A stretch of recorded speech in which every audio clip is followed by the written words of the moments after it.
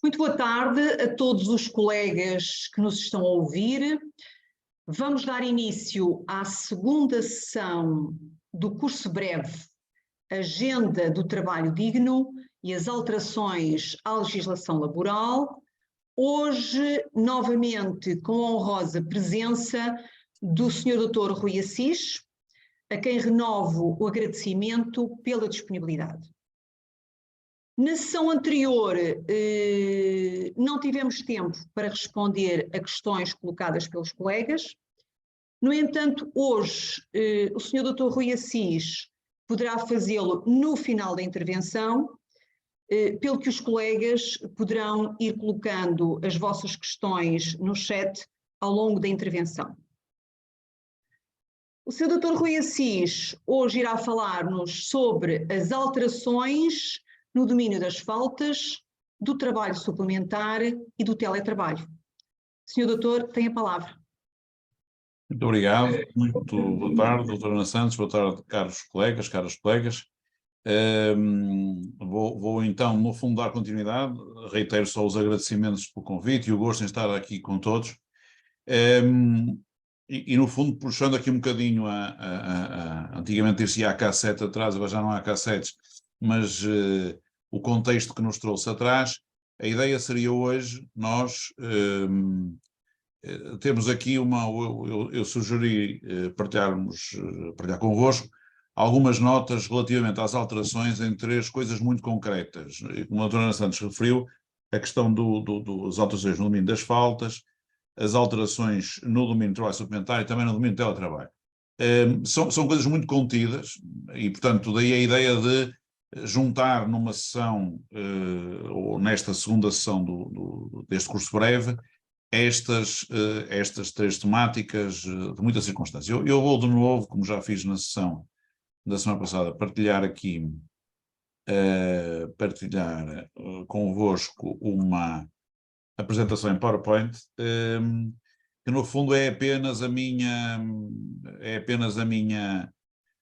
como eu vos disse na sessão da semana passada, admito que possa haver colegas que não estavam na sessão da semana passada, no fundo é apenas o meu sumário e é nessa medida que eu o utilizarei e que o terei em projeção durante a sessão. Portanto, isto naturalmente, estamos aqui a circunscrever-nos a questões muito concretas, como sabem, e a doutora Ana Santos também referiu isso na sessão da semana passada, existirão ainda mais 4 sessões, duas com o professor Júlio Gomes e duas com o professor Leal Amado, com seguramente um nível de aprofundamento completamente distinto e com matérias que também proporcionam abordagens de natureza mais extensa. Aqui três temas muito concretos, ou três subtemas, se quiserem, em matéria de alteração ao código, e que eu vos queria propor. E, portanto, o primeiro desses subtemas tem a ver com as alterações no domínio das faltas. Eu vou fazer como já fiz a semana passada, no sentido de, e como também referi, muitas vezes a existência de alterações legislativas e a necessidade que nós temos de nos atualizar sobre as alterações também são uma boa oportunidade para nós revermos, recapitularmos, reconsolidarmos regimes base. Não vamos fazer uma sessão sobre as faltas, claro, quer dizer, podia ser essa uma outra sessão num outro contexto, mas não no contexto das alterações, mas é importante termos esta ideia. Nós temos um regime geral das faltas nos artigos 248 a 257 do Código. No fundo está aqui, se quiserem mesmo, a expressão é mesmo esta, o regime geral das faltas no direito do trabalho. o que não significa que nós não tenhamos também situações de faltas espalhadas por outras normas do Código. Basta pensarmos, por exemplo, em todo o património relativo à proteção da parentalidade, que inclui várias faltas, a previsão de várias faltas e a justificação de várias faltas. Temos faltas no regime dos trabalhadores estudantes. Temos outras faltas estabelecidas noutras zonas do Código, noutras zonas sistemáticas, noutras zonas de regulação de outros institutos, e também temos, e isso é uma coisa que é sempre bom nós todos termos presente que a lei, o Código, a propósito do regime da justificação das faltas, ou das faltas justificadas, no artigo 249, quando refere no 249, número 2, são consideradas faltas justificadas e elenca um conjunto de faltas, e esse elenco, inclusive, foi agora alterado, já lá irei, mas é bom ter presente que a última linha continuará a ser a última linha, embora passe a ser a linha L, diz que são justificadas as faltas, a falta que por lei seja como tal considerada. Isto para dizer o quê?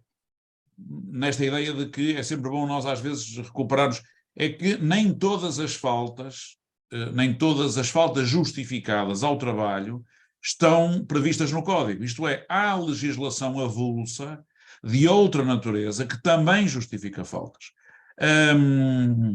Dar-vos alguns exemplos de que a esse nível. Por exemplo, as faltas que sejam possíveis de ser dadas por atletas de alta competição não estão no Código de Trabalho. Estão na legislação específica sobre os atletas de alta competição. Aliás, que prevê a justificação de faltas escolares e também justificação de faltas ao trabalho. As faltas de dadores de sangue não estão previstas no Código de Trabalho, estão previstas no Estatuto de Dador de Sangue. As faltas dos bombeiros voluntários, e daí, em aspas, até a lei da liberdade religiosa tem uma previsão de falta justificada ao trabalho. Portanto, é sempre bom termos presente que neste domínio, nós, sempre que nos surge uma situação de uma falta que sai assim deste âmbito e, portanto, não cai no regime geral, temos que ver qual é a situação específica que a motiva, que dá lugar à falta, para ver se no enquadramento jurídico específico dessa zona não há também uma possibilidade de justificação da falta. No caso do artigo 249, ainda voltando a este artigo 249, uma das novidades que o Código tem, embora como vamos ver há aqui algumas situações que a meu ver, nas alterações legislativas careceriam de retificação, mas a verdade é que até hoje fui ver o site da PGDL para ver se havia alguma declaração de retificação da lei, não apareceu nenhuma declaração de retificação, não está registado. Há aqui algumas coisas que me parecem pouco rigorosas, mas já lá vou. Mas no artigo 249, justamente no número 2, no elenco do número 2 das diversas faltas que a lei considera como justificadas no âmbito deste regime geral, como vos disse, portanto, sem prejuízo do que acabei de referir, aparece uma nova falta, a falta que agora passa a constar do artigo 249, número 2, a linha H, 249, número 2, a linha H, e que diz o seguinte, portanto, considera a falta justificada a motivada por luto gestacional nos termos do artigo 38A. Isto é, de facto, uma das novidades do Código é a sua inclusão, e reparem, no artigo 38A nós estamos, do ponto de vista sistemático, no âmbito das normas que prevêem a proteção em contexto parental e familiar, e é aí que o legislador foi inserir essa nova falta, a falta por luto gestacional, que corresponde agora ao artigo 38A, e que passa a previsão dessa falta está, e a previsão dos termos em que essa falta pode ser dada e qual é o alcance dessa falta está no artigo 38A, e depois o que acontece é que, naturalmente, essa previsão essa nova falta por luto gestacional aparece no artigo 249, número 2, tendo sido introduzida uma nova alínea H, o que levou à reelaboração, não é renumeração, porque são letras, não são nomes, da sequência das alíneas do número 2. Esta nova alínea H fez com que todas as alíneas subsequentes, no fundo, alterassem também uma letra na sua ordenação. E, portanto, temos aqui uma situação nova, que é uma nova previsão de falta, no 38A, com correspondência, ou com correspondente alteração, na linha H do número 2 do artigo 249. Depois, há também uma alteração, e aqui está, a meu ver, uma situação que não me parece muito adequada, no artigo 250. E porquê? Há, digo eu aqui no slide, um ajustamento da remissão para o artigo anterior.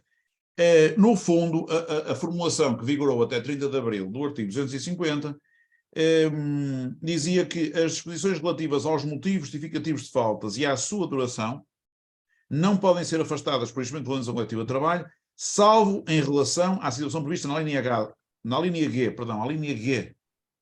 de Walter, do número 2 do artigo anterior, e desde que em sentido mais favorável ao trabalhador ou por contrato de trabalho. Portanto, no fundo, o 250 tinha esta norma muito específica que relacionava, quanto à sua possibilidade de afastamento por instrumento de regulamentação coletiva de trabalho ou por contrato de trabalho, e no caso do instrumento de regulamentação coletiva de trabalho deveria ser em sentido mais favorável ao trabalhador, reportando esta previsão à norma à linha G. E a linha G era a falta motivada por deslocação a estabelecimento de ensino de responsável pela educação de menor por motivo de exceção educativa deste, pelo tempo estritamente necessário, até 4 horas por trimestre. O que acontece é que agora a nova norma do 250, faz esta remissão para a linha I. Acontece que a linha I, a atual linha I, não é anterior à linha G, mas sim anterior à linha H, que é a falta de trabalhador eleito para a estrutura de representação coletiva de trabalhadores nos termos do artigo 409. Ou seja, a meu ver, há aqui um lapso manifesto do legislador, porque não parece que o legislador tenha, nesta circunstância, optado por, quanto a esta específica previsão da possibilidade de afastamento por instrumento de organização coletiva de trabalho ou por contrato de trabalho, quisesse visar agora as faltas dadas por trabalhador eleito para a estrutura de representação coletiva de trabalhadores e tivesse deixado de querer que esta previsão dissesse respeito às normas às faltas que antigamente estavam previstas na linha G e que, aliás, continuam a estar previstas na linha G. Porque a alteração da sequência das alíneas apenas começa na linha H, que é justamente com a introdução da falta por luto gestacional. Portanto, a meu ver, eu acho isto estranho e parece-me, assim, à primeira vista parece manifestamente um lapso, que aliás não é o único, vou já partilhar convosco a seguir um outro, que esse até se calhar é mais complicado e já está a levantar aí alguns problemas, mas parece-me um lapso no ajustamento da remissão para o artigo anterior. O ajustamento da remissão, não vejo razão para que se afaste das faltas da linha G, que era o que estava antes e que era o que continuaria a estar depois. Portanto, não há sequer, aliás, em nenhuma circunstância na discussão deste processo legislativo, fosse na exposição de motivos, fosse em que sítio fosse, houve qualquer nota quanto a este tipo de alteração. E, portanto, a meu ver, há aqui um problema neste ajustamento da remissão para o artigo anterior. Depois temos uma alteração que também, por coincidência, vai levantar aqui, a meu ver, e este sim já está a levantar aqui um problema, no âmbito do artigo 251.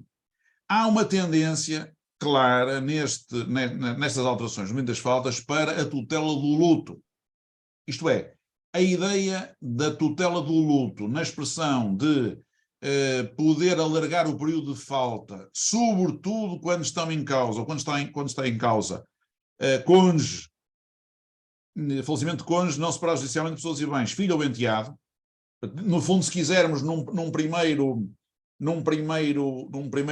círculo familiar, como se recordam, isto não é sequer uma questão que tenha sido suscitada apenas no momento da alteração do Código, é uma questão que já se discute, em termos sociais, na nossa sociedade já se discute há uns anos. A ideia, inclusivamente, isto começou por, se bem se recordarão, começou por um repto que foi publicamente lançado por uma associação ligada a doenças graves no contexto das crianças, da pediatria, e daí nasceu muito a ideia de que o período de falta que estava previsto era manifestamente curto e manifestamente,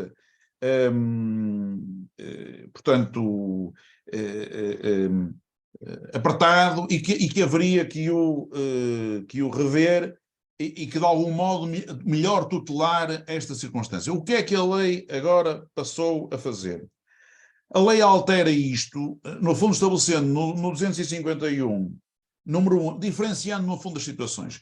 E no artigo 251, número 1, a linha A, diz que passam a ser justificadas, portanto, o trabalhador pode faltar justificadamente até 20 dias consecutivos por falecimento de cônjuge não separado de pessoas e bens, filho ou enteado.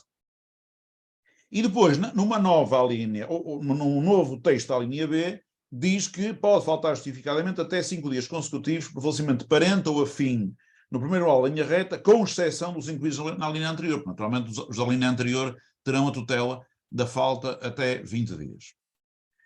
Qual é aqui, escrevo aqui no artigo 251, dúvidas? Porque é que está aqui, no fundo, o regime, do ponto de vista da sua descrição, da descrição do regime que eu posso fazer, é isto. Onde é que se levanta aqui um problema? E, a meu ver, isto é... enfim, eu não queria dizer falta de cuidado, mas pelo menos parece-me falta de cuidado em deixar que estas coisas possam ser motivo de dúvida.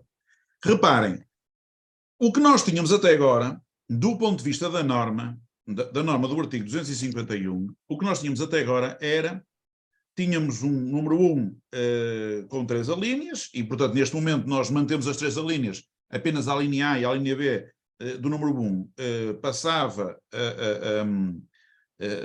a ter nova redação, e aqui vai bater o ponto.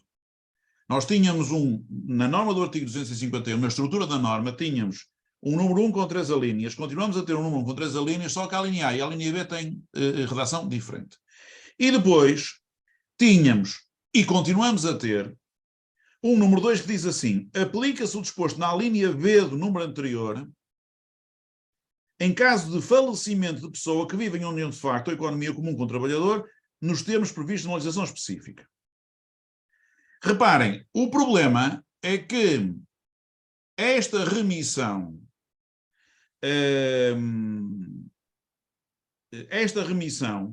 que estava feita para uma linha B, que era outra linha B, tinha outro texto, continua a ser feita para a linha B. E, portanto, aqui a questão é se, de facto,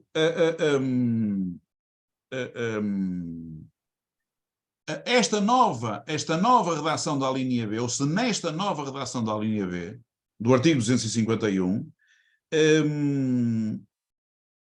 cabe, digamos assim, cabe naquilo que é a vontade do legislador, designadamente quanto à equiparação das situações da união de facto relativamente às situações do cônjuge. Porque, reparem, o que anteriormente a linha B dizia era até 5 dias consecutivos por falecimento de cônjuge não separado de pessoas e bens, ou de parente ou afim descendente no primeiro grau da linha colateral. Isto é, o que a lei fazia antigamente, aqui que eu quero chegar, o que a lei fazia antigamente era, objetivamente, no que diz respeito ao cônjuge, era equiparar a situação do unido de facto à situação do falecimento de cônjuge.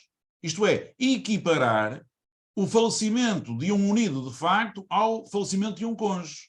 E, portanto, é esse princípio que aqui está, não é? Esse princípio que aqui está, e que, portanto, conduz a esta,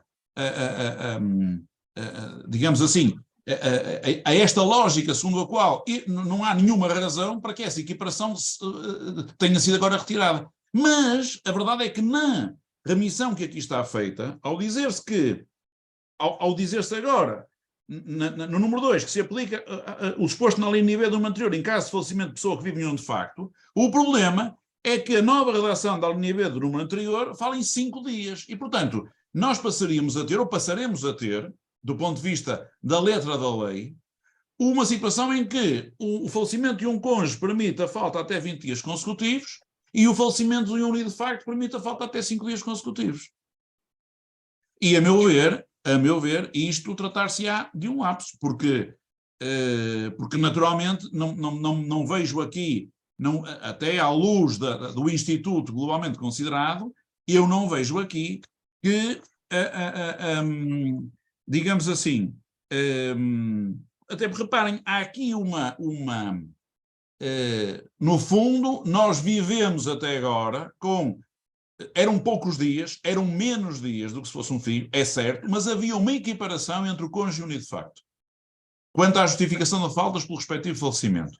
E a verdade é que agora, literalmente, isto fica desajustado, porque está a dizer que o artigo, a redação consolidada do artigo, não é? A redação consolidada do artigo, diz que as situações de união de facto são situações de união de facto que estão cobertas ao abrigo da linha B do número anterior, mas a linha B do número anterior agora refere 5 dias e o cônjuge está na linha A com 20 dias.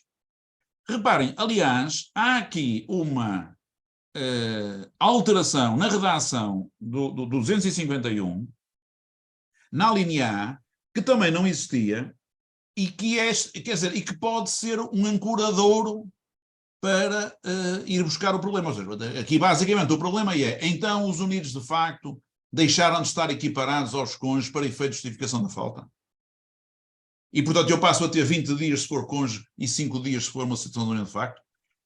E a pergunta é legítima porque a norma manteve o número 2, a redação do número 2. Mas reparem, há uma alteração na linha A, quando se refere ao cônjuge, há uma alteração na redação que também de algum modo permite imaginar que o legislador não quis alterar essa equiparação. Porquê? Porque a linha A do número 1 do artigo 251 diz, o trabalhador pode faltar justificadamente, dizia, até 20 dias consecutivos, falecimento de descendente ou afim no primeiro grau da linha reta.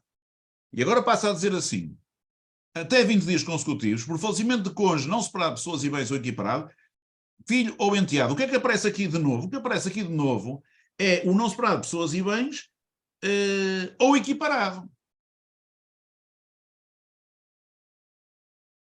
A redação do 251, número 1, a linha A, diz falecimento de cônjuge não separado de pessoas e bens ou equiparado, filho ou enteado. Diz-se, bom, no equiparado está a situação da união de facto. E isto é possível de interpretar. Só que para isso também é verdade, em bom rigor, a outra confusão gerada abaixo com a remissão não era necessária, mas valia mais a pena esclarecer isto na linha A, ou então dizer no número 2 que a situação é a situação da linha A do número 1 e não da linha B do número 1. Porque, de facto, do ponto de vista literal, isto tem aqui uma situação que é, na melhor das hipóteses, confusa, porque também ninguém sabe muito bem como interpretar com rigor o ou equiparado. Mas a verdade é que o ou equiparado não estava lá na formulação anterior e passou a estar agora. Portanto, isto, enfim, eu peço-vos desculpa por esta abordagem que é o número 1 diz e a linha dizia agora tira isto e põe aquilo, mas a verdade é que não há outra maneira de apresentar isto. O tema nuclear, resumindo para concluir, é a questão de saber se de facto a situação das uniões de facto, o falecimento de um unido de facto, se continua ou não continua a ter um tratamento equivalente ao tratamento de um cônjuge. E, literalmente, aparentemente não, ou pelo menos não de acordo com a remissão que é feita, que continua a ser feita no número 2, não foi alterado, continua a ter uma remissão para a linha B do número anterior, mas o cônjuge está tratado na linha A. E a linha B dá 5 dias, a linha A dá 20. Pronto, aquela situação de aparecer o ou equiparado levanta aqui uma possibilidade interpretativa, mas este é o ponto. Este é o ponto. E como vos digo, embora isto possa parecer um bocado confuso, e se calhar mais do que parecer, possa ser mesmo confuso, mas é confuso porque não há outra maneira de lidar com uma norma que manifestamente não está bem trabalhada na sua integralidade. No artigo 252 há aqui um reforço da proteção no caso da falta para assistência a membro do agregado familiar, e depois notas breves para situações que alteram. No 254, número 5, aparece de facto uma alteração substantiva, não é apenas uma alteração de formulação ou de ajustamento de linhas, como vai aparecer logo no ponto seguinte, no artigo 255.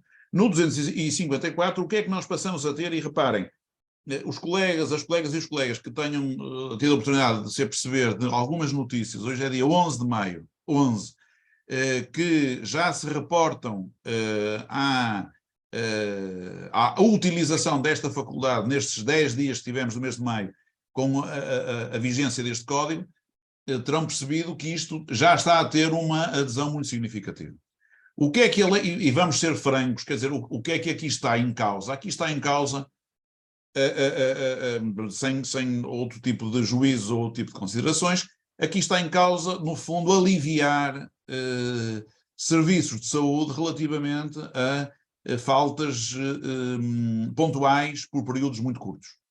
Objetivamente é isso, porque as notícias que aparecem já foi utilizado em X mil casos, e isso significou que os serviços de saúde teriam que responder, ficam aliviados em... No fundo, o que está aí é esta escala de medida relativamente à questão, relativamente a esta questão. O número 5, no fundo, o que diz aqui, o slide diz prova por autodeclaração de doença.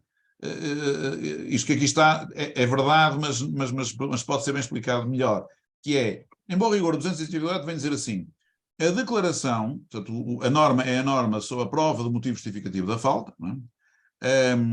E o número 5 diz: a declaração do serviço digital do Serviço Nacional de Saúde ou do Serviço Digital dos Serviços Regionais de Autonomia, referido no número 2, que é a que permite, digamos assim, o recurso respectivo através, para efeito de justificação da falta, é feita, portanto, a declaração do serviço digital é feita mediante autodeclaração de doença, sob compromisso de honra, que apenas pode ser emitida quando a situação de doença do trabalhador não exceder os 3 dias consecutivos, até ao limite de 2 vezes por ano. Portanto, no fundo, em bom rigor e em meu rigor, a prova não é feita por autodeclaração. O que é feito por autodeclaração, naturalmente, é a declaração de serviço digital. Mas esse serviço digital é originado pela autodeclaração do trabalhador. Portanto, aqui eu digo assim, prova por autodeclaração de doença, sim, prova por autodeclaração de doença neste sentido. O trabalhador gera a sua autodeclaração de doença e, a partir dessa autodeclaração, o Serviço Digital do Serviço Nacional de Saúde produz a justificação. E, portanto, esta justificação, de acordo com o que aqui está, reparem, é evidente até no desenho, na extensão que isto tem, até 3 dias consecutivos, no máximo 2 vezes por ano, é evidente que há aqui, sobretudo, a preocupação de gerir estas faltas por períodos reduzidos, sem que também isto se transforme numa coisa... Enfim, aliás, já foi muito discutido e muito contestado, designadamente do lado das entidades empregadoras. No artigo 255 há apenas um ajustamento das alíneas, portanto, ao mexer-se nas alíneas...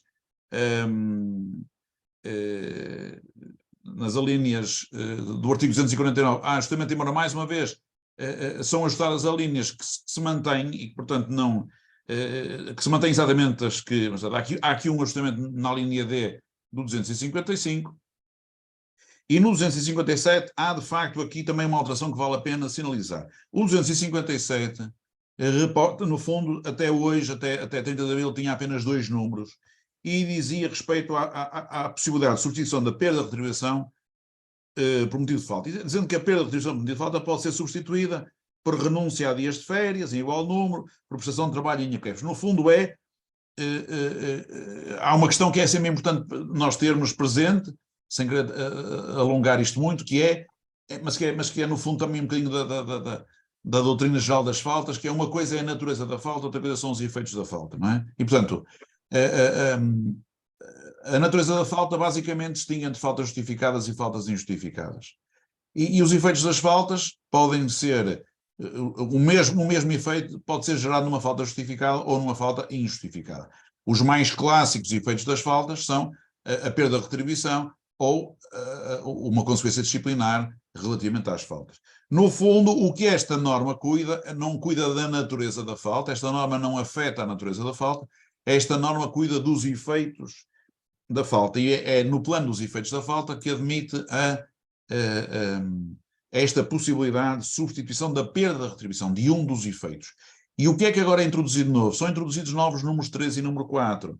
O número 4 é uma norma que considera, é uma norma de natureza contranacional, relativamente ao que agora se introduz. E o que é que se introduz? Um novo número 3, no fundo diz, mantém-se o número 1 e mantém-se o número 2.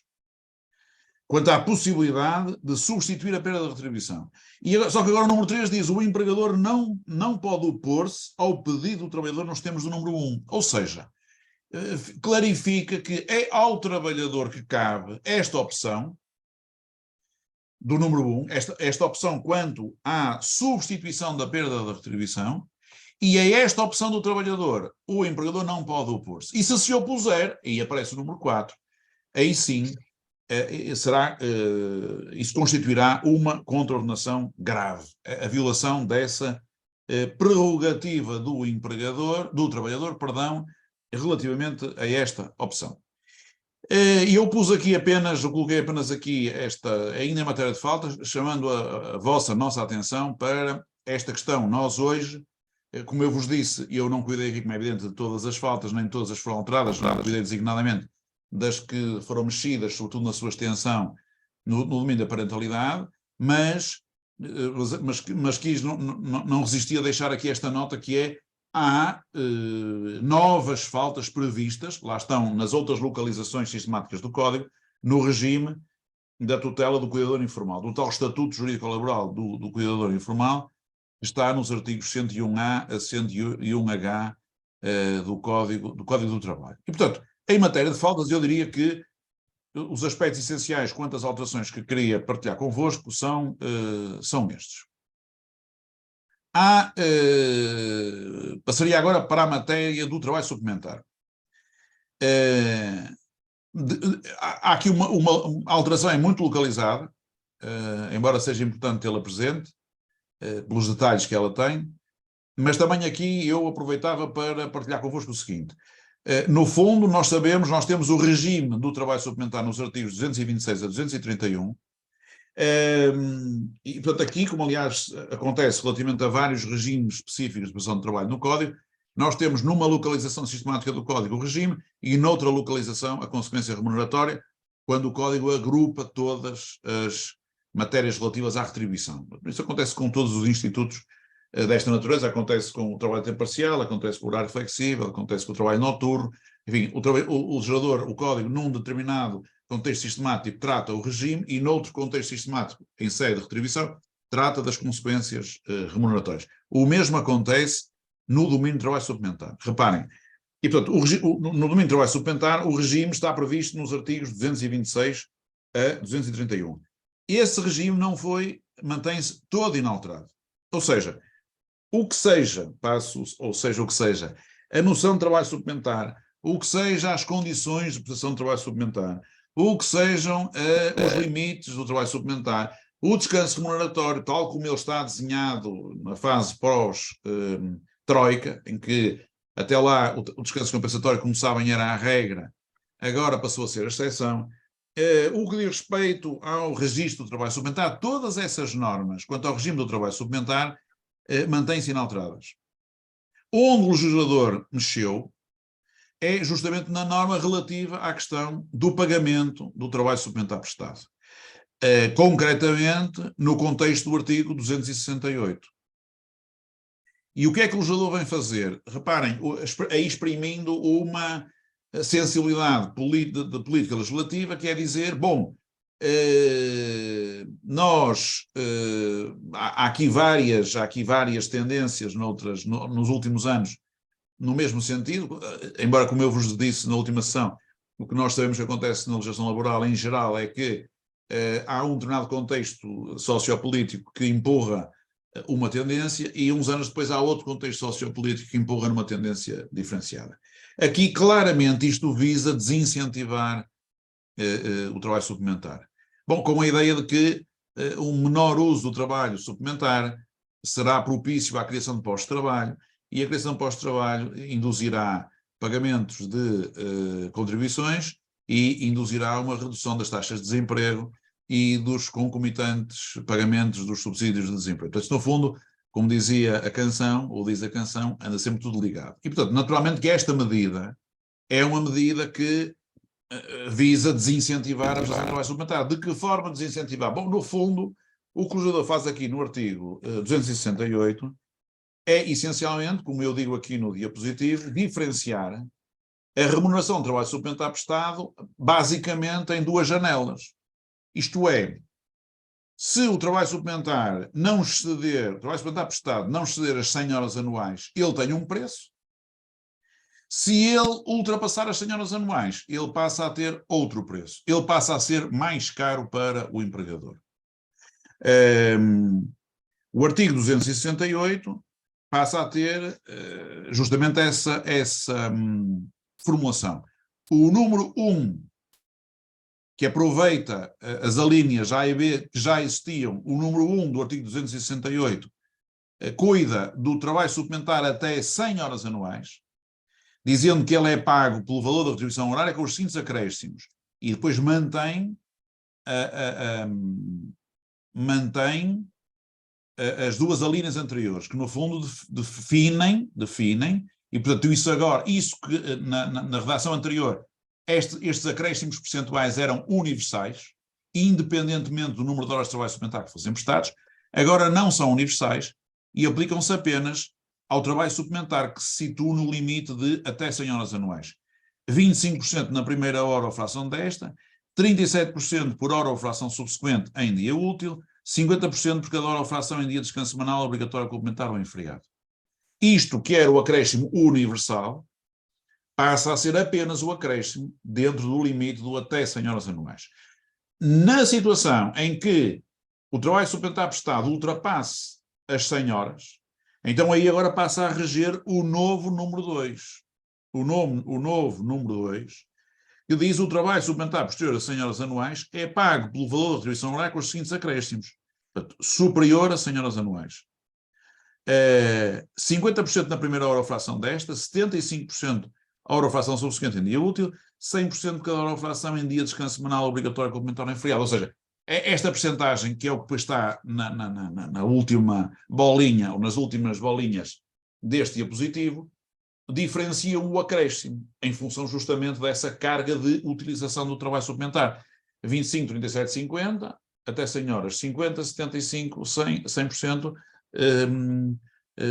superior a 100 horas. Reparem, 50, 75 e 100, para quem se lembra e tem mais de eternidades, era o acréscimo primitivo que existia antes da Troika, que veio justamente em 2011, 2012, a reduzir o acréscimo do trabalho suplementar e a reduzir o descanso compensatório. Portanto, de algum modo, ela é retomada, embora seja retomada apenas para digamos assim, uma densidade de utilização que o legislador considera ser justificativa de uma maior oneração para o empregador. A este respeito do trabalho suplementar, importa também dar-vos uma nota que, em bom rigor, devia estar no diapositivo e não está, mas tem a ver com o seguinte: já não no Código do Trabalho, mas na lei 23, e daí também a minha preocupação sempre em dizer que é importante ter presente a lei, porque há muitas situações concretas que não estão no Código, nem no Código alterado, estão nas normas da lei. A respeito desta matéria do trabalho suplementar, do pagamento de trabalho suplementar, é importante ter presente a norma do artigo 35, ela não está aqui no diapositivo, peço-vos desculpa por isto, devia estar. A norma do artigo 35, número 5 da lei 23. A norma do artigo 35 é a norma sobre a aplicação no tempo. Enfim, é aquela norma que já falei da última vez, por exemplo, a respeito da questão da compensação prevista no artigo 366. Este número 5, o que é que diz? Diz, sem prejuízo do exposto no número 3, que já é uma norma que diz respeito às disposições dos instrumentos de recomendação coletiva de trabalho, é instituído um período transitório até 1 de janeiro de 2024 para a alteração das disposições de instrumento de recomendação coletiva de trabalho contrárias ao regime de pagamento de trabalho suplementar aprovado na presente lei. Ou seja, É, no fundo, criada aqui, na norma do artigo 35, número 5, a respeito precisamente do pagamento de trabalho suplementar, é criada aqui uma norma de aplicação no tempo quanto à alteração das disposições de instrumentos de regulamentação coletiva de trabalho que sejam contrárias a este pagamento de trabalho suplementar. E, portanto, fica também esta nota. O terceiro tema que me importaria hoje para, no fundo, partilhar convosco e para dar tratamento a estes aspectos muito concretos, em matéria de alterações ao Código, diz respeito ao tema do teletrabalho. E relativamente ao tema do teletrabalho, no fundo, dizer-vos o seguinte: nós, a grande alteração no regime de teletrabalho, enfim, eu tenho dito isto em várias ocasiões e penso que não é desacertado dizê-lo, nós não tínhamos, o teletrabalho já está no Código há uns anos, e nós não tínhamos, enfim, a sua utilização era uma utilização muito parcimoniosa, quer dizer, era uma realidade, o teletrabalho era uma realidade que verdadeiramente acontecia de forma muito esporádica e, sobretudo, relativamente a áreas funcionais muito específicas, designadamente ligadas às novas tecnologias e ligadas a algumas áreas de marketing digital. Portanto, o teletrabalho era, até à pandemia, uma raridade, quer do ponto de vista da sua efetiva prestação, quer do ponto de vista, não diria do seu regime jurídico, mas da pertinência do seu regime jurídico. A verdade é que as grandes alterações no regime do teletrabalho não aconteceram agora. O que aconteceu agora é cirúrgico, embora seja relevante, é cirúrgico. As grandes alterações no regime do teletrabalho aconteceram no contexto da pandemia. Isto é, a pandemia é que tornou urgente, no fundo, regular a matéria do teletrabalho. E, portanto, é no contexto da pandemia que nós conhecemos as grandes alterações que já lá estão e que lá continuaram, não foram mexidas aqui por esta alteração da Lei 13 de 2023. O que é mexido no âmbito da alteração provocada pela Lei 13 de 2023? Primeiro, sabemos, e eu aqui lá voltei a pôr um pouco por defeito de função, onde é que está o regime, está nos artigos 165 e seguintes, mas há aqui uma questão que é importante nós percebermos, que é, no fundo, do ponto de vista estrutural, a possibilidade da prestação de teletrabalho pode ocorrer em duas situações diferenciadas. Ela pode ocorrer por acordo entre o trabalhador e o empregador, e este acordo é o que está previsto no artigo 166, e era o que, ainda com a formação diferente, era o que estava primitivamente previsto no Código, desde que o Código passou a prever o teletrabalho, isto é, a prestação ocorre por acordo entre ambas as partes, mas a essa modalidade, a essa possibilidade, acresce agora, e agora desde o contexto da pandemia, com previsão no artigo 166A, as situações em que o teletrabalho, a prestação de atividade de teletrabalho, constitui um direito do trabalhador, não dependente de acordo.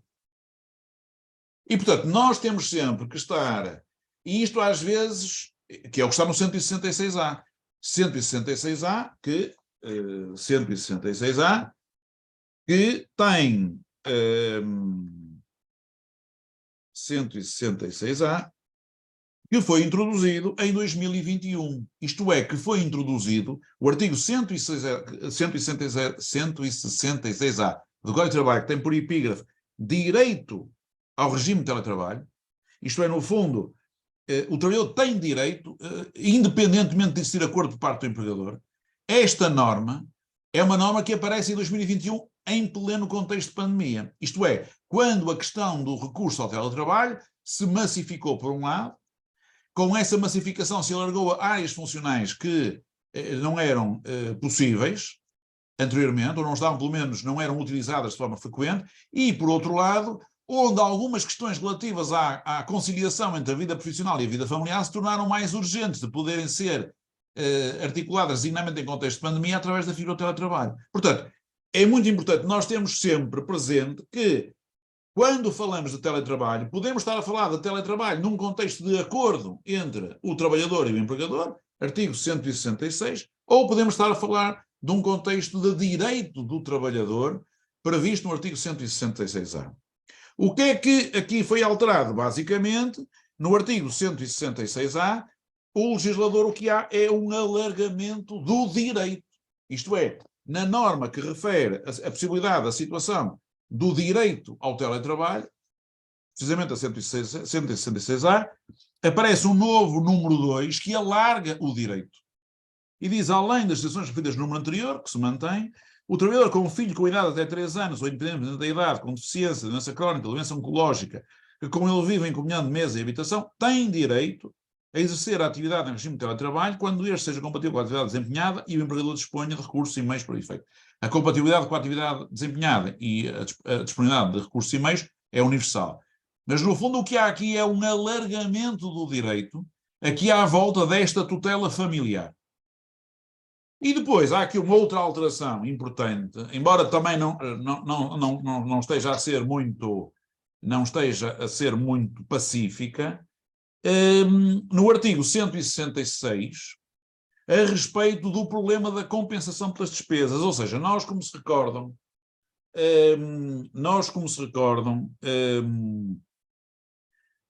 já tínhamos no artigo 166 o princípio do pagamento da compensação e do pagamento das despesas,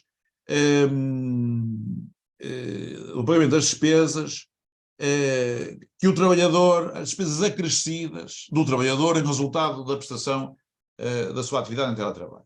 E esse princípio já lá estava, embora o problema do respectivo pagamento levantasse aqui alguns temas, que era, primeiro, o problema, o legislador tinha uma formulação no antigo número 3, que agora está alterado, que dizia: consideram despesas adicionais as correspondentes à aquisição de bens ou serviços que o trabalhador não dispunha antes da celebração do contrato, assim como as determinadas por comparação com as despesas homólogas do trabalhador no mesmo mês do último ano anterior à aplicação deste acordo. Havia aqui um princípio, mas depois havia problemas práticos, designadamente, quanto à demonstração, isto é, o que é que o empregador deveria considerar como suporte para efeitos contabilísticos. Quer dizer, o trabalhador apresentava-lhe as suas faturas, vamos dizer assim, de determinado tipo de despesas, imaginem as despesas com a internet, mas essas despesas vinham em faturas que não eram em nome da empresa. O acréscimo não tinha correspondência num documento contabilístico em nome da empresa. Podia ter, imaginem, é o trabalhador marido que presta a sua atividade para a empresa A em teletrabalho, mas as faturas da internet vêm em nome da mulher, porque é uma questão do agregado familiar. E, portanto, a empresa tinha dificuldades, ou podia ter dificuldades, ou levantava problemas a contabilidade da empresa, a dizer como é que eu vou justificar esta despesa contabilisticamente através no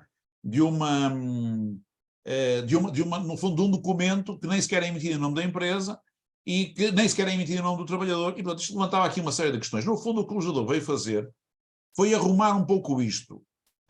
Em que termos? Há um novo número 3, passa a dizer: o contrato individual de trabalho e o contrato coletivo de trabalho devem fixar, na celebração do acordo para a prestação de teletrabalho, o valor da compensação devida ao trabalhador pelas despesas adicionais. Porque, como sabemos, seja acordo, seja...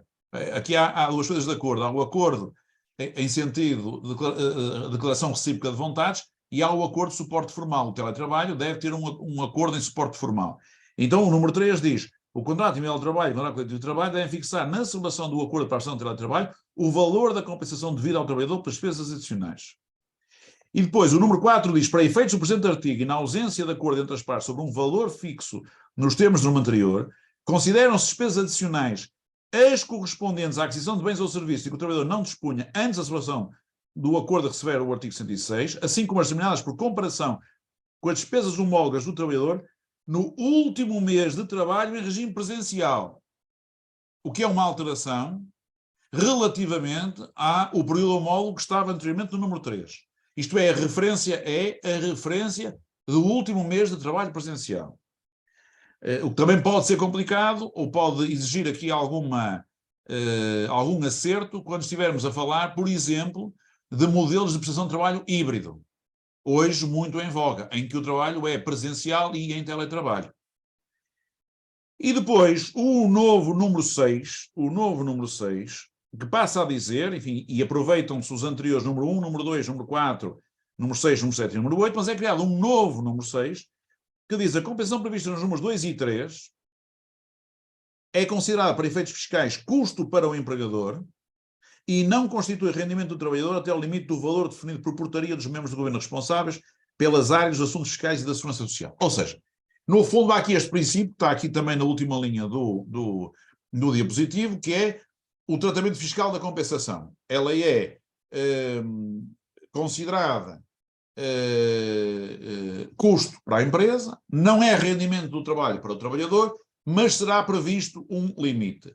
O problema que já está a ser suscitado, e que tem vindo a ser suscitado, é que, no fundo, o que é que nós vamos fazer relativamente a isto?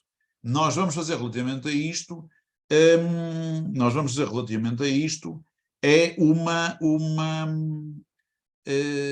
uma coisa parecida com o que já fazemos, por exemplo, relativamente ao subsídio de refeição, que é utilizar um teto e considerar que este tratamento fiscal de não considerar rendimento do trabalhador é admissível e é possível até esse teto. Não é possível a partir desse teto. O tema que já está aqui a ser levantado, enfim, vamos ver como é que isto evolui, é uma matéria que terá necessariamente que ter aqui alguma evolução em termos de tratamento, podem existir circunstâncias, nós não sabemos qual vai ser o valor que vai ser definido para este efeito, aqui diz que é até o limite do valor definido por portaria dos membros do governo responsáveis, mas pode existir uma situação, e se essa situação existir, ela naturalmente pode ser potencialmente lesiva do trabalhador, em que o trabalhador tenha efetivamente um acréscimo de despesas superior a esse limite. Porque reparem, a similitude do tratamento jurídico ou fiscal disto com o subsídio de refeição, a similitude é plausível, mas a situação de base não é exatamente comparável, ou pode não ser comparável. Reparem, numa definição urbi et orbi de limites relativamente à questão de um subsídio de refeição, a questão é uma, até porque há aí uma tradição grande, designadamente ao nível de instrumentos de regulamentação coletiva de trabalho. Como sabem, não há nenhuma norma em todo o Código do Trabalho sobre direito ao subsídio de refeição, no sentido de dizer têm direito estes trabalhadores, e o direito é nestes termos. Normalmente, o direito ao subsídio de refeição, ou subsídio de almoço, conforme lhe for chamado, tem previsão nos instrumentos de regulamentação coletiva de trabalho, tem previsão nos contratos individuais de trabalho, ou tem previsão, ou resulta dos usos da empresa.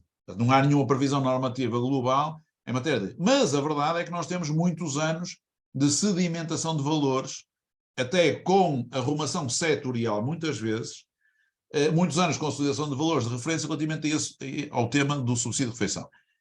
O que permite, com maior facilidade, estabelecer um teto do ponto de vista do tratamento fiscal. Isso não acontece relativamente àquilo de que aqui estamos a falar. Isto pode ser muito variável em resultado das diferenças de conteúdo funcional dos trabalhadores e do que elas possam implicar de consumos e de despesas inerentes em resultado, em consequência da prestação da atividade em regime de teletrabalho, mas a verdade é que, e portanto aqui pode existir uma situação, enfim, muito recentemente há uma publicação, enfim, é de foro jornalístico, mas é produzida com base em análises de colegas nossos, e que foi publicada e que está ainda disponível logo no dia 1 de maio, a este respeito, no jornal digital Eco, e que justamente levanta este problema, levanta o problema de que, primeiro, esta solução é uma solução plausível e é uma solução que pode permitir em muitos... Reparem, e que num certo sentido também já corresponde àquilo que foi a prática de muitas empresas. Muitas empresas, abraços com a dificuldade de gerir o tema do pagamento de despesas em função de faturas e de aferições com períodos homólogos, inclusive períodos homólogos que agora, como vos referi, foram alterados do ponto de vista das suas referências. Muitas empresas, eu acompanho algumas, optaram por estabelecer um valor fixo e negociar, acordar esse valor com os seus trabalhadores em regime de teletrabalho e fazer constar esse valor do acordo da prestação em teletrabalho. Mas dizia-vos eu, nessa publicação feita a partir de contributos dos colegas nossos no jornal digital Eco, é justamente suscitado este problema, que é Isto depois pode levantar aqui uma questão, que é a questão de que isto que aqui se diz que é considerado para efeitos fiscais cuja até o limite do valor e, portanto, se ultrapassar o valor, pode passar a constituir ou a ser qualificada como rendimento do trabalhador. Mas, em bom rigor, ela pode corresponder efetiva e materialmente a despesas que o trabalhador está a suportar. E, nessa medida, a solução assim desenhada poderia envolver aqui um prejuízo para o trabalhador. Reparem, é evidente que esta questão das despesas, enfim, e como vos digo, eu acho que aqui o que há é, em matéria de teletrabalho, resumindo para concluir, há um alargamento do direito, no 166A, há um alargamento, quer dizer, quer-se abranger pelo direito ao teletrabalho uma outra situação específica de um determinado tipo de trabalhadores, ou trabalhadores numa determinada situação familiar, e por outro lado, há aqui uma preocupação de estabilizar este tema da compensação por despesas em que o trabalhador incorra acrescidas em resultado da prestação em teletrabalho. Isto pode levantar aqui algumas questões. Claro que nós sabemos que este tema das despesas e das contas do teletrabalho é um tema infinito, como muitos se recordarão. Quando isto se começou a levantar, havia quem suscitasse a questão de dizer, bom, está bem, mas o trabalhador também há despesas e despesas em valor e há encargos em tempo de viagens e trajeto em que o trabalhador teria se estivesse a prestar o seu trabalho presencialmente e que não terá se estiver a prestar em teletrabalho. Mas reparem, isso era, como é evidente, recordam-se que em 2021, quando isto se suscitou, assim como quando suscitou o problema do subsídio de refeição, podia suscitar tudo, mas isto verdadeiramente seria uma zona demencial de tratar e de cuidar, quer dizer, quanto é que vale o trabalhador não passar meia hora ou 40 minutos no metro, ou nos transportes públicos e ter que pagar estacionamento, mas essas contas não estão aqui previstas e não me parece que faça sentido que isto seja para aqui chamado, mas foi para aí chamado na conversa, portanto, eu acho que esta questão do teletrabalho do ponto de vista do seu enquadramento jurídico tende a estabilizar-se, assim como tende a estabilizar-se do ponto de vista da experiência das empresas. E o que nós percebemos é que há áreas funcionais diferentes e as áreas funcionais diferentes facilitam ou não facilitam, potenciam ou não potenciam a prestação da atividade em teletrabalho. É diferente fazer isto com gente do marketing ou fazer isto com gente de outra natureza. Quem diz marketing diz as pessoas ligadas às ITs. Ao mesmo tempo, também já se percebeu que não é muito frequente a utilização de modelos de teletrabalho puro, isto é, as empresas caminharam para modelos de trabalho híbrido. Sendo certo, e com isto termino, estou aqui a gerir o meu tempo para não ser desleal com a doutora Ana Santos, sendo certo que hoje, como as colegas e os colegas saberão, nós temos uma realidade que também é uma realidade geracional, e a nós advogados compete-nos conhecer o regime jurídico, é evidente, mas estar atentos às circunstâncias em que isto se desenvolve. Porque quem nos procura seguramente para que nós partilhemos o regime jurídico, mas também para que os ajudemos a resolver problemas. E hoje há muitas empresas que, mesmo nos casos em que o trabalhador não tem o direito, no sentido jurídico, a prestar atividade em teletrabalho, as empresas são confrontadas com, digamos assim, uma pretensão forte do trabalhador para que parte do seu trabalho possa ser desempenhado em teletrabalho. Quem trabalha muito nesta área e trabalha muito com entidades empregadoras e trabalha muito em contexto de recrutamento, como é o meu caso, hoje nós encontramos trabalhadores que querem ganhar um determinado ordenado, mas não querem só ganhar um determinado ordenado, querem outras coisas. E uma das coisas que normalmente querem é que parte da sua atividade seja em teletrabalho. E as empresas têm que lidar com isto, e para lidar com isto também precisam ter advogados que consigam ajudar a resolver o problema e a estabilizar esses modelos de prestação de trabalho híbrido, que no fundo são muito, como eu costumo dizer, jurídico-organizacionais. Nós temos que perceber a necessidade da empresa, os limites da empresa, e depois temos que dar corpo jurídico a esse acordo.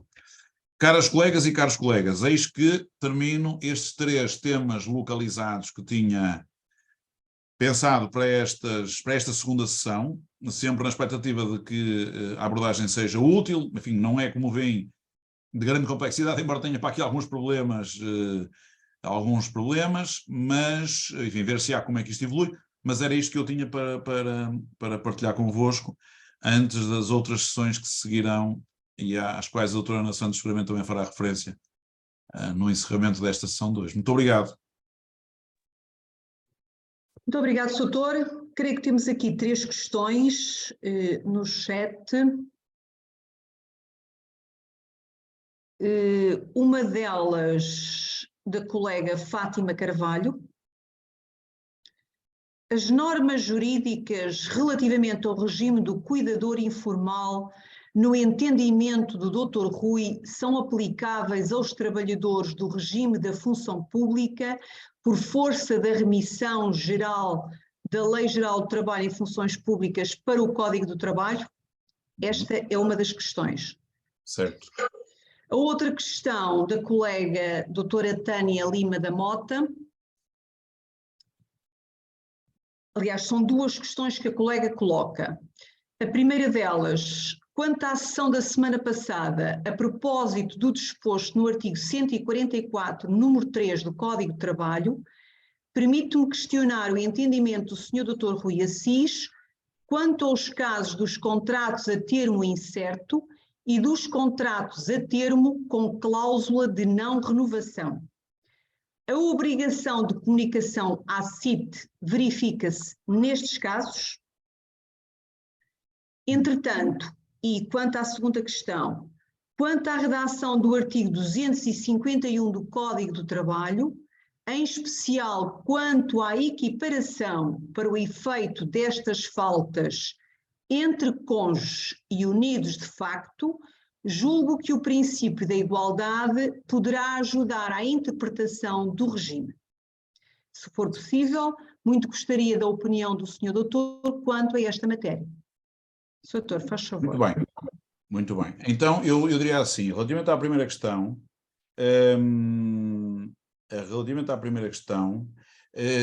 o problema dos trabalhadores em funções públicas, o princípio é este. Eu, por exemplo, já vi uma questão regulada, ou que se anda a discutir por causa do problema, justamente do pagamento das despesas, mas eu entendo que hoje o regime é aplicável, o regime do cuidador. E entendo porquê? Entendo justamente por via da remissão genérica para o Código, que está no artigo 4º da Lei Geral do Trabalho em Funções Públicas. E, portanto, o que resulta da remissão genérica do artigo 4º da Lei Geral do Trabalho em Funções Públicas, basicamente é isto, não se aplica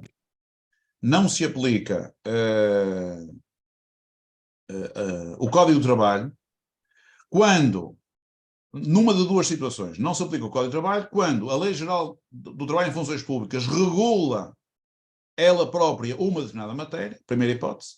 Segunda hipótese, quando a Lei Geral do Trabalho em Funções Públicas afasta expressamente o regime do Código do Trabalho. Portanto, há situações,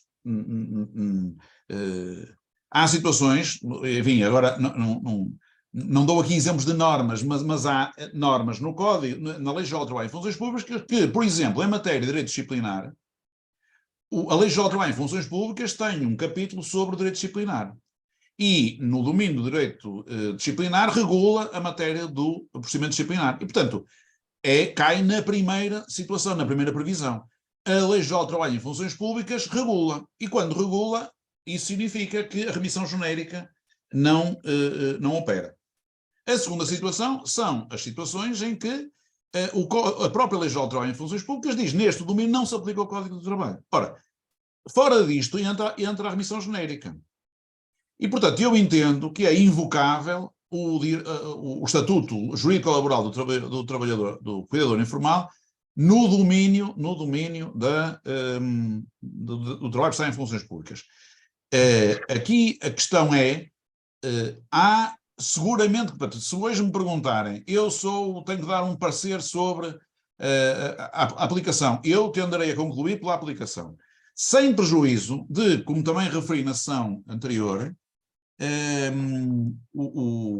a Lei 13 de 2023 ter uma autorização legislativa no âmbito da Lei Geral do Trabalho em Funções Públicas, que diz que a autorização legislativa referida no anterior tem como sentido e extensão aplicar ao vínculo de emprego público disposto na presente lei quanto às condições de trabalho transparentes e previsíveis na União Europeia e à conciliação entre a vida profissional e a vida familiar dos progenitores e cuidadores. E, portanto, isto significa que há matéria que está aqui na lei, que não está apenas no Código, e o legislador vai querer introduzir numa alteração à Lei Geral do Trabalho em Funções Públicas. Mas, a meu ver, isso não pode significar que eu hoje tenha fundamento jurídico. A questão é esta. Eu tenho uma remissão genérica. E para travar a remissão genérica eu tenho que ter fundamento jurídico na Lei Geral do Trabalho em Funções Públicas. E a remissão genérica, enfim, não vou aqui entre nós, não vou aqui colonizar a sessão a partir deste outro tema, mas ela é importante. Porque a norma da remissão genérica, que está no artigo 4º da Lei Geral do Trabalho em Funções Públicas, diz assim: é aplicável ao vínculo de emprego público, sem prejuízo do disposto na presente lei com as necessárias adaptações, o disposto no Código de Trabalho respectivo à legislação complementar, com as exceções legalmente previstas, isto é, as matérias reguladas ou as matérias afastadas, nomeadamente, e o elenco que aparece a seguir é um elenco meramente exemplificativo. E, portanto, para eu travar a remissão genérica, eu tenho que ter fundamento jurídico. E, a meu ver, salvo o melhor juízo, como é evidente, eu hoje não tenho fundamento jurídico para afastar. Portanto, eu tenderia a dizer sim. Agradecendo a pergunta e cumprimentando a colega. Cumprimentando também a doutora Tânia Lima da Mota, que conheço e agradecendo as suas questões. Eu não estou seguro de ter percebido exatamente a primeira, a propósito do 144, número 3, da nova redação. O empregador deve comunicar à entidade com competência na área da igualdade de oportunidades entre homens e mulheres, quando sensivelmente 5 dias, o motivo da não renovação do contrato de trabalho a termo, sempre que estiver em causa uma trabalhadora grávida, por lactante. Eu penso que o problema da doutora Tânia é um problema que efetivamente se coloca, se eu bem percebi a questão, que é isto que aqui está do ponto de vista do prazo é fácil de assegurar e de cumprir quando estamos a falar de contratos a termo certo. Quando estamos a falar de contratos a termo incerto, a questão pode ser mais difícil de aplicar, mas também não é por acaso que a nova lei agora, a lei agora, e o professor Júlio Gomes falará disso, acho eu, a propósito do dever de informação, passa a estabelecer a obrigatoriedade de informação do tempo de duração previsível do contrato, no caso dos contratos a termo incerto. E depois há a questão que também foi colocada pela doutora Tânia, que tem a ver com o problema da equiparação, e eu estou completamente de acordo com ela. Quer dizer, para mim, isto é um bocado uma atrapalhada do ponto de vista da boa prática legislativa, mas eu não tenho dúvida que aqui qualquer interpretação ou aplicação que fosse no sentido de não respeitar esse princípio da igualdade entre unidos de facto e cônjuge para efeitos das faltas justificadas pelo falecimento seria completamente inaceitável. E, portanto, aqui o tema é mais que o legislador atrapalhou isto, não é? Eu costumo dizer muitas vezes que às vezes nós deixamos os cordões dos sapatos soltos e depois desapertados e depois tropeçamos neles.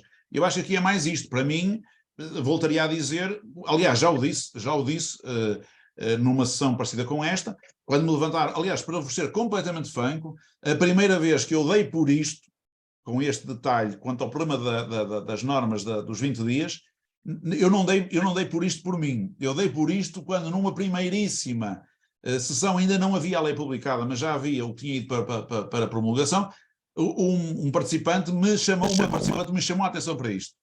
E eu até de repente fiquei ali, e portanto, eu acho que isto é apenas uma atrapalhice, mas não me passa pela cabeça que a solução possa ser outra que não aquela que consagra esse direito à igualdade do ponto de vista dos unidos de facto. E muito obrigado mais uma vez.